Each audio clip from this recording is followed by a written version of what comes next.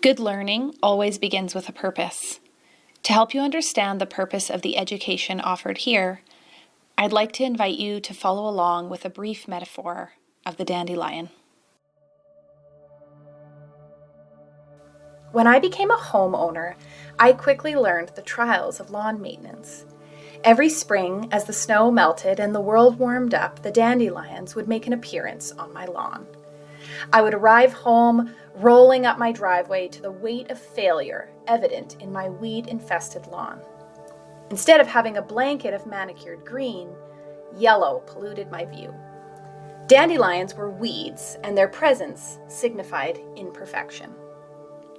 Years later, as I was in the process of rethinking a lot of things, I began to ponder dandelions from an alternate lens.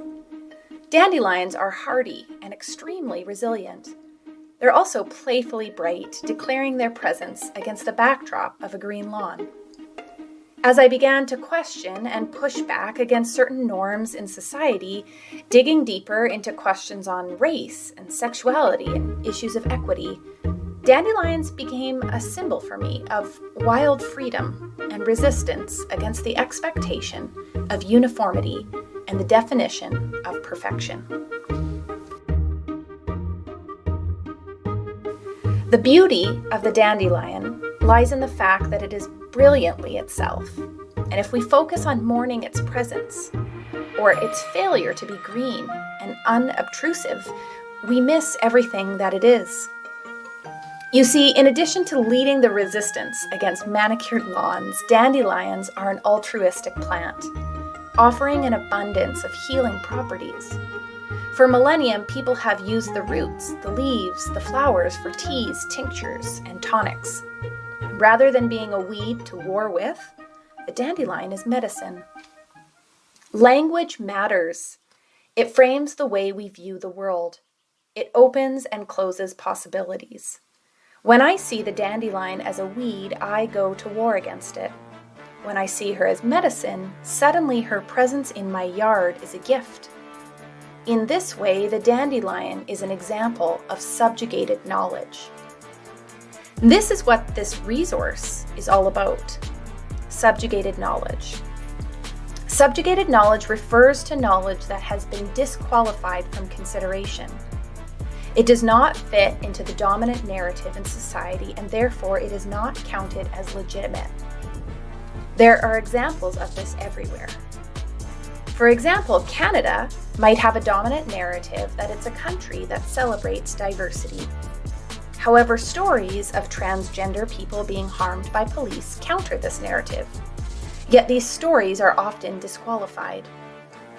Subjugated knowledge is knowledge that is often held by people and bodies who do not fit into what our society deems as normal. Normality is an exclusionary term. It's like a manicured green lawn. When we look at the world through the lens of normality, we exclude the dandelions. Subjugated knowledge and the stories that counter the dominant narratives in our society teach us that the lens of normality is oppressive, and it is a narrative that was created to reinforce the legitimacy of white power. In a world that only listens to normal voices, which are typically white, male, heterosexual, and not disabled, people are forced to try and conform to this standard to be heard and counted as legitimate. The dandelions are forced to try to become green grass. Ladelle McWhorter, who writes extensively about subjugated knowledge, calls us to refuse to do the work of self and other policing in the name of normal. Instead, we must know actively and adamantly what we know. Pursuing and listening to subjugated knowledge is the pathway not only towards equity and justice, but to healing. This is because subjugated knowledge offers counter-narratives that help us push back against distorted and simplified histories. These terms might all seem new to you, so I invite you to work through this educational resource. In it, we break down concepts and give you specific examples of what this looks like in our world. We also end by supplying you with ideas of what to do next.